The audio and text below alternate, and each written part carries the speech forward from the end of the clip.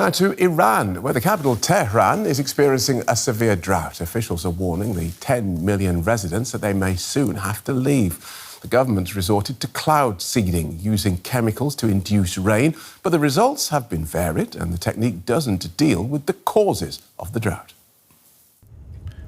Iran's capital Tehran is home to more than 10 million people, but it may soon be uninhabitable. Months of drought following a summer of record-breaking temperatures have led to the worst water crisis in decades. This reservoir supplying Tehran is at just 8% capacity, and authorities are restricting water supply regularly. We've run short of water. If it doesn't rain, we in Tehran must start rationing soon. It's not clear, even if we do ration and it still doesn't rain, then we'll have no water at all. Citizens must evacuate Tehran. The crisis extends far beyond Tehran. Rainfall levels are 85% below average across the country, depleting reservoirs and leading to electricity, gas and water shortages. Nationwide, 19 major dams, roughly 10% of Iran's total, have effectively run dry. One of the solutions the Iranian government is now pursuing is cloud seeding. Particles like salt are sprayed into clouds from an airplane, which can help encourage droplet formation and potential rainfall. Several other countries have famously used cloud seeding in the past. Some, such as India, Pakistan and Thailand, have deployed it to combat air pollution. Others, including Malaysia and the United Arab Emirates, have tried the technique to induce rain, with varied results. Cloud seeding only works if conditions are just right. You can't just seed any cloud and hope for the best. To have a successful cloud seeding, you need to have a monitoring system that actually identifies which clouds have sufficient supercooled water and lack of ice, so that they can really benefit the artificial addition of ice by seeding silver iodide. The Iranian government has seeded clouds above the largely dried up Lake Urmia in the hope it will spark rain and help refill the basin. More cloud seeding operations are planned in the Iranian provinces of East and West Azerbaijan. But whether and how well this high-tech rain experiment works varies by region, cloud type and method.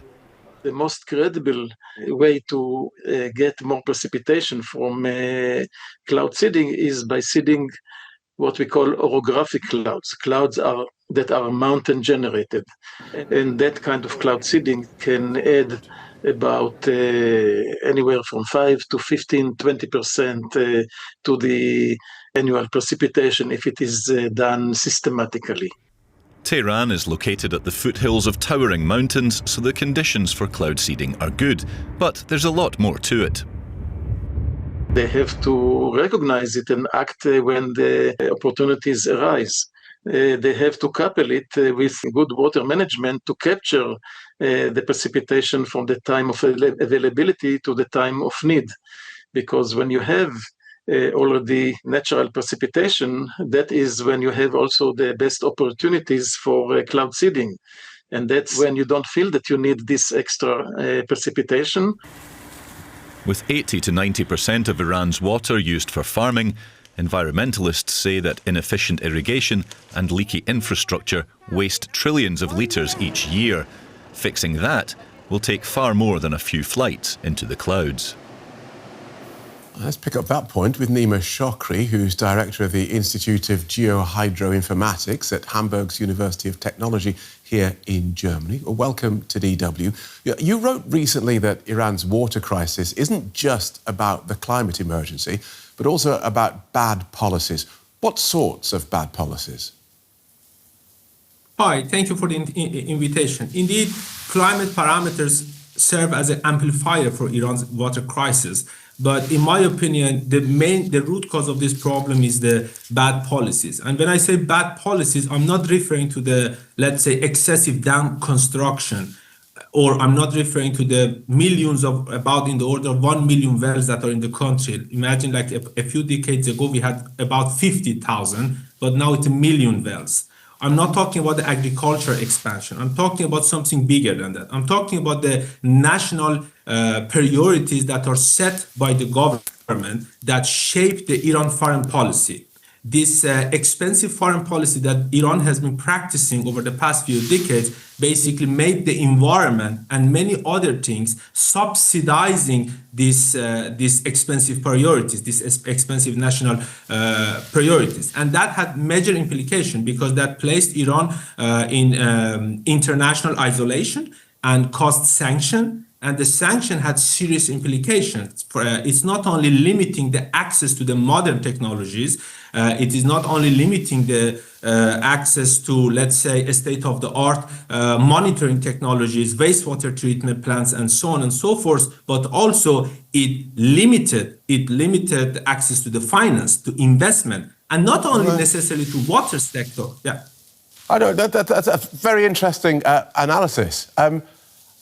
And I wonder if we just move the conversation on a bit towards practical solutions, might now, while reservoir levels are low, might that actually be a good time to address water management issues?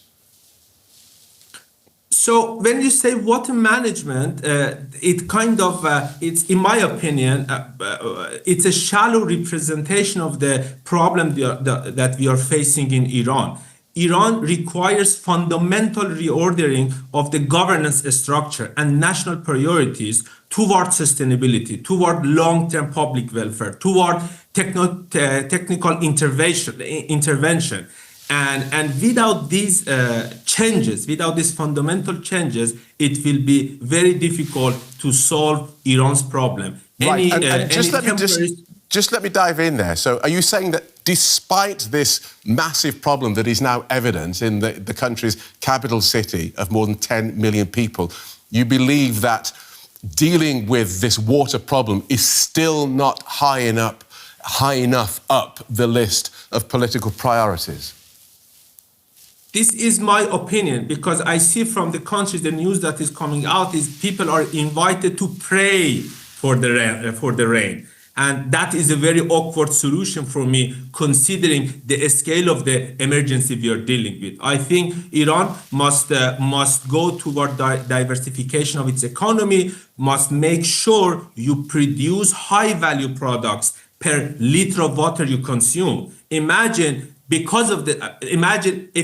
you manufacture a Tesla, right? Obviously, you will produce much more economic value per liter of water consumed compared to the case when you grow vegetable, right? But you can't produce the Tesla. Why? You know the answer. Because of the sanctions, because of the priorities that are set by the government, which is not only causing problem for Iran's water crisis, but also other environmental aspects in terms of air pollution, in terms of our forests, wetlands, and so on and so forth. OK, so briefly then, if you wouldn't mind, I wonder about the practicality of evacuating Tehran, moving 10 million people. Is that really something the government is thinking about? And if you could make that brief, please.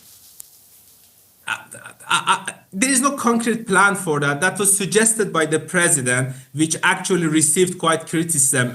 I think this is my opinion. I think the president just wanted to kind of highlight the urgency of the situation, but it is not, in my view, it is not a practical solution. It's just transferring the problem from one corner of the country to the other corner if this root cause is not addressed properly.